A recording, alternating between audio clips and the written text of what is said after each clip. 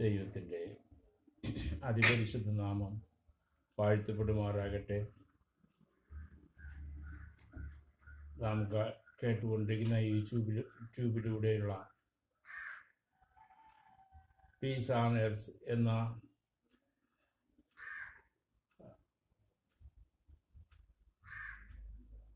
ചിന്താശകലത്തിലൂടെ നമുക്ക് പിന്നെയും ചില കാര്യങ്ങളെ ചിന്തിക്കുവാൻ ദൈവം തന്നിരിക്കുന്നതായ വലിയ കൃപയ്ക്കായി ഞാൻ ദൈവത്തെ സ്തുതിക്കുന്നു.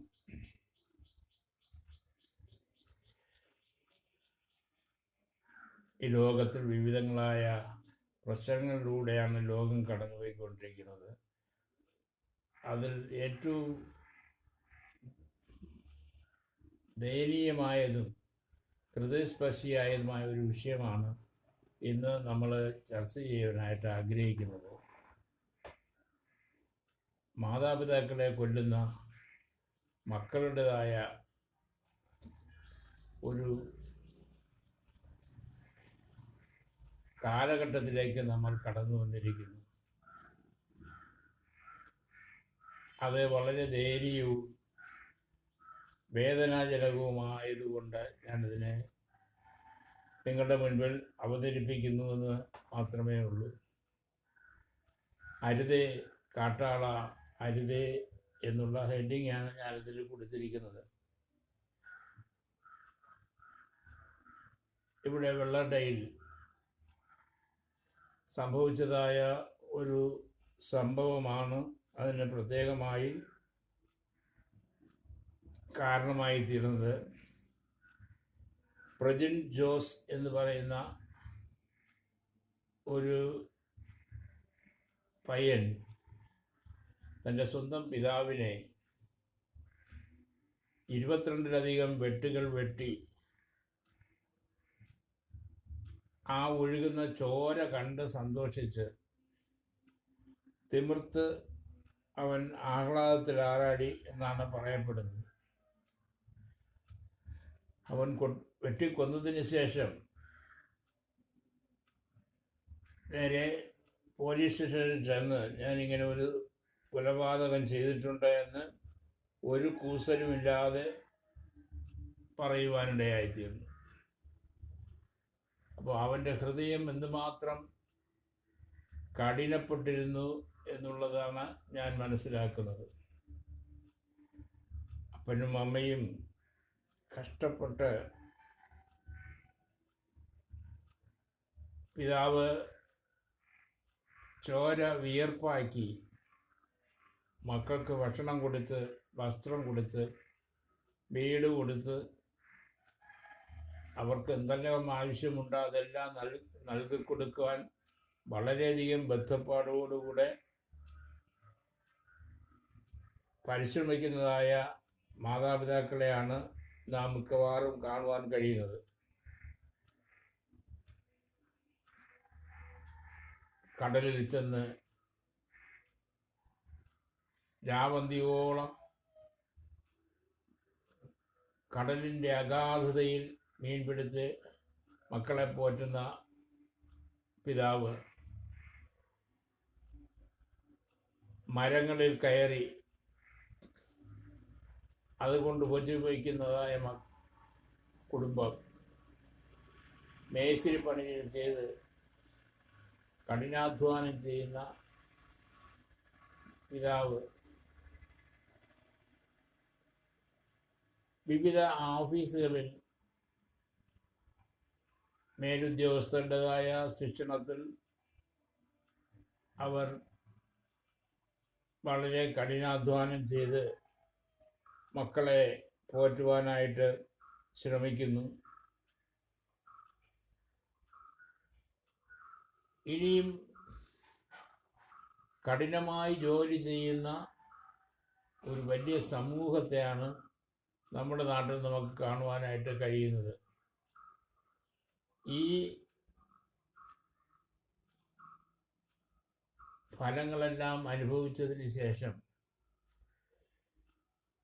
മാതാപിതാക്കളെ കൊല്ലുക എന്ന് പറയുന്നത് ഇന്ന് ദാരുണമായ ഒരു സംഭവമാണ്. നമുക്ക് കേൾക്കുന്നത് പോലും അരോചകമായി തോന്നാറുണ്ട്.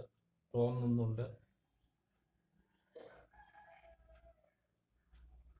ഇവിടെ മകനെ പഠിപ്പിച്ച് മിടുക്കനാക്കണമെന്നുള്ള ചിന്തയോടുകൂടെ അപ്പൻ അമ്മയും വിദേശങ്ങളിൽ പോയി കഷ്ടപ്പെട്ട് ജോലി ചെയ്ത് സമ്പാദിച്ചു, പണം ഉണ്ടാക്കി, അവർക്ക് ആവശ്യമായ എല്ലാം നൽകിക്കൊടുത്തു. ആത്മീയമായും അവരെ ഉന്നമനത്തിൽ വളർത്തണമെന്നുള്ള ആഗ്രഹം അവർക്കുണ്ടായി.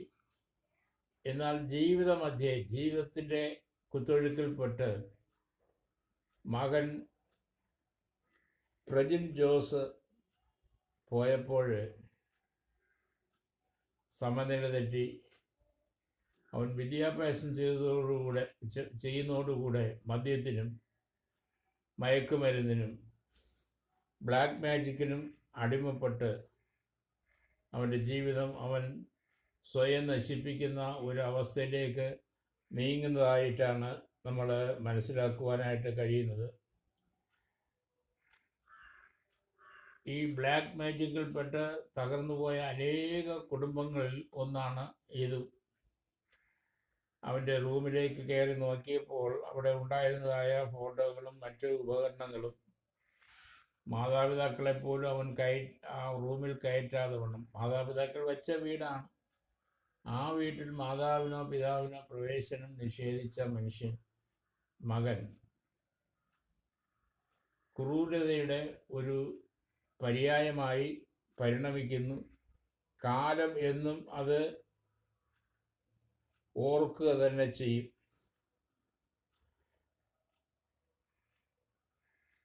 ഒരല്പം മുമ്പ് ഒരു കാരൽ എന്ന് പറയുന്നതായ മനുഷ്യൻ, അവൻ്റെ മാതാപിതാവ്, അവൻ്റെ സഹോദരി എല്ലാം ഡോക്ടറാണ്.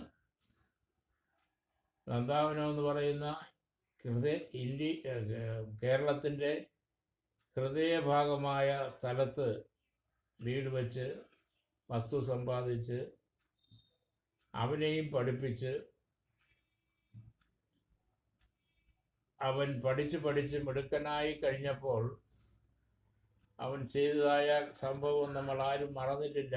അവൻ ഇന്ന് പൂജപ്പുര സെൻട്രൽ ജയിലിൽ കിടക്കുകയാണ്. വല്ലപ്പോഴും മാനസിക ആശുപത്രിയിൽ പോകാറുണ്ടെന്ന് പറയപ്പെടുന്നു.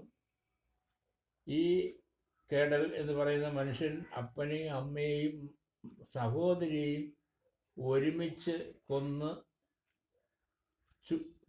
ഒരു ചാക്കിൽ കെട്ടിവെച്ച് 3 ദിവസം അവൻ ആ ശവശരീരത്തിന് കൂട്ടിരുന്നു എന്ന് പറഞ്ഞാൽ ഇവൻ മനുഷ്യനാണോ മൃഗമാണോ അതോ മൃഗത്തിലും താണ എന്തെങ്കിലും ഒരു ജീവിയാണോ എന്നറിഞ്ഞുകൂടാ. വേദപുസ്തകം പഠിപ്പിക്കുന്നത് ഈ അന്ത്യകാലമാണ്. കർത്താവിൻ്റെ വരവ് ഏറ്റവും ആസന്നമായിരിക്കുന്നു. ഈ സമയത്ത് മനുഷ്യൻ സ്വസ്നേഹികളും അമ്മയപ്പന്മാരെ അനുസരിക്കാത്തവരും ദ്രോഹികളും ദാക്ഷ്യക്കാരുമായി നിഗളികളായി ഭക്തിയുടെ വേഷം ധരിച്ച് അതിൻ്റെ ശക്തിയെ ത്യജിക്കുന്നവരുമായി തീരും എന്നാണ് വേദപുസ്തകം പഠിപ്പിക്കുന്നത്. അങ്ങനെ മാതാപിതാക്കളെ കൊല്ലുന്ന ഒരു പ്രവണത വർദ്ധിച്ചു വരുമ്പോൾ അരുതേ, കാട്ടാളന്മാരെ അത് ചെയ്യരുതേ എന്നുള്ള അഭ്യർത്ഥനയാണ് ഈ ചാനലിലൂടെ നിങ്ങളെ ഓർമ്മിപ്പിക്കുന്നത്. ആർക്കെങ്കിലും അങ്ങനെ ഒരു പ്രേരക ശക്തി ഉണ്ടായാൽ അത് പിശാചിൻ്റേതാണ്, പൈശാചിക ശക്തിയുടേതാണ്, അത് മദ്യത്തിൻ്റേതാണ്, മയക്കുമരുന്നിൻ്റേതാണ് എന്ന് നിങ്ങളെ ഓർപ്പിക്കുവാൻ ഈ സമയം ഞാൻ ഉപയോഗപ്പെടുത്തുന്നു. ഒന്ന് ചെയ്യുന്നതിന് മുമ്പ് ഒന്ന് തിരിഞ്ഞു നോക്കുന്നത് നല്ലതാണ്. ഞാനൊരു ചെറിയ കഥ പറഞ്ഞ് ഇവിടെ ഈ വിഷയത്തെ അവസാനിപ്പിക്കുന്നു. ഒരു ഗ്രാമത്തിൽ ഒരു മനുഷ്യൻ റാബി എന്ന് പറയുന്നതായ മനുഷ്യൻ ഉണ്ടായിരുന്നു. അയാൾ വിവാഹം കഴിച്ചു. കോമളം എന്ന് പറയുന്നതാണ് അവിടെ ഭാര്യയുടെ പേര്. അവരങ്ങനെ ജീവിച്ചു വരവേ വിവാഹം കഴിഞ്ഞ് 6 വർഷം കഴിഞ്ഞു. അപ്പോഴവർക്ക് 4 വയസ്സുള്ള ഒരു മകനും ഉണ്ടായി. ഈ കെട്ടിടത്തൊഴിലാളി കെട്ടിടത്തിൽ നിന്ന് വീണ് മരിച്ചു പോകുവാനിടയായിത്തീർന്നു. അതോടുകൂടെ ആ കുടുംബം ശിഥിലീകൃതമായി, നല്ലൊരു വീടില്ലാതെ, ഒരു ജീവിത സന്ധാരണത്തിന് വഴിയില്ലാതെ ആ മാതാവ്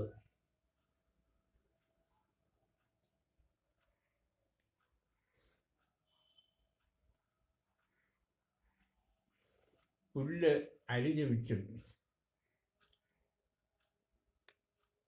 അന്നത്തെ കാലത്ത് ഓലമിടഞ്ഞും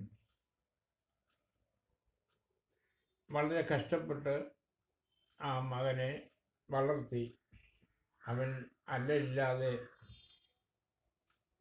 വളർന്നു വന്നു. അവനെ പഠിപ്പിച്ചു, മിടുക്കനാക്കി.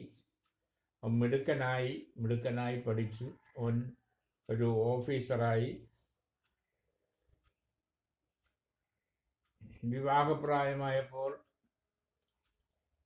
അമ്മയോട് അവൻ ഒരു വിവാഹ കാര്യം പറഞ്ഞു. അമ്മയ്ക്കെതിരൊന്നും പറയാനില്ലായിരുന്നു. ഏകമകൻ. സ്ഥിതിയൊക്കെ മാറിയിരിക്കുകയാണ്, എങ്കിലും വളരെ മെച്ചമല്ല.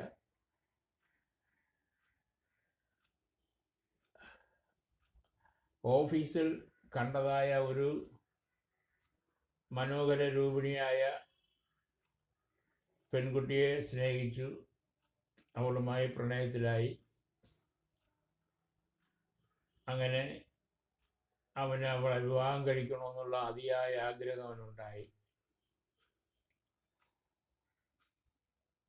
നാളുകൾ കഴിഞ്ഞപ്പോൾ ഈ സ്ത്രീ, ഈ കാമുകി ചോദിച്ചു, എന്നെ വാസ്തവമായി എല്ലാവരെക്കാളും അധികം സ്നേഹിക്കുന്നുണ്ടോ? അമ്മയെക്കാളും എന്നെ സ്നേഹിച്ചെങ്കിലേ എനിക്ക് നിങ്ങളോട് വരുവാനായിട്ട് കഴിയുള്ളൂ. അവൾ സാമ്പത്തികമായും വളരെ മെച്ചപ്പെട്ടവളാണ്. അവളും ഒരു ഓഫീസറാണ്. അവൻ പറഞ്ഞു, നിശ്ചയമായും എന്നെ സ്നേഹിക്കുന്നു. അപ്പോൾ അവളൊരു ഡിമാൻഡ് വെച്ചു, അങ്ങനെയാണെങ്കിൽ എനിക്ക് നിങ്ങളെ ഒന്ന് പരീക്ഷിക്കണം. ശരി, പരീക്ഷിച്ചുകൊള്ളാൻ പറഞ്ഞു. അത് നിൻ്റെ അമ്മയുടെ ഹൃദയം എനിക്ക് എടുത്തുകൊണ്ട് തരണം. അങ്ങനെയെങ്കിൽ നമുക്ക് വിവാഹം ചെയ്യാം. അവൻ സമ്മതിച്ചില്ല. കുറച്ച് സമയം സമ്മതിച്ചില്ല. നാളുകൾ കഴിഞ്ഞപ്പോൾ അവൻ സമ്മതിക്കേണ്ടി വന്നു. സമ്മർദ്ദത്തിന് വഴങ്ങി അവൻ പറഞ്ഞു, അമ്മയുടെ ഹൃദയം ഞാൻ നിനക്ക് കൊണ്ടുതരാം.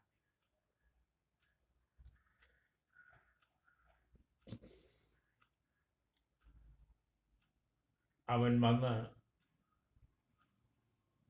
അമ്മ ഉറങ്ങിക്കിടക്കുമ്പോൾ ഒരു മൂർച്ചയേറിയ കത്തിയെടുത്ത് നെഞ്ച് വെട്ടിപ്പിളർന്ന് ഹൃദയം പുറത്തെടുത്ത് തൻ്റെ കാമുകിക്ക് കൊടുക്കുന്നതിന് വേണ്ടി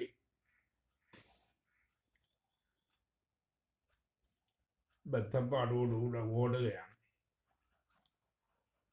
ആ പോകുന്ന പോക്കിൽ അവൻ്റെ കാല് ഒന്ന് തട്ടി, കല്ലിൽ തട്ടി രക്തം പുറത്തു വന്നു.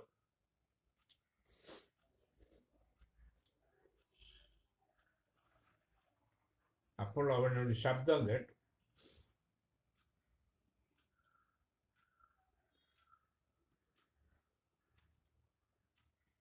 മകനെ, നിന്റെ കാൽ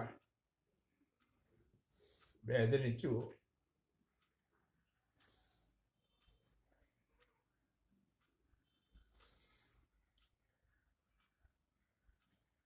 മകനെ, നിന്റെ കാൽ വേദനിച്ചു.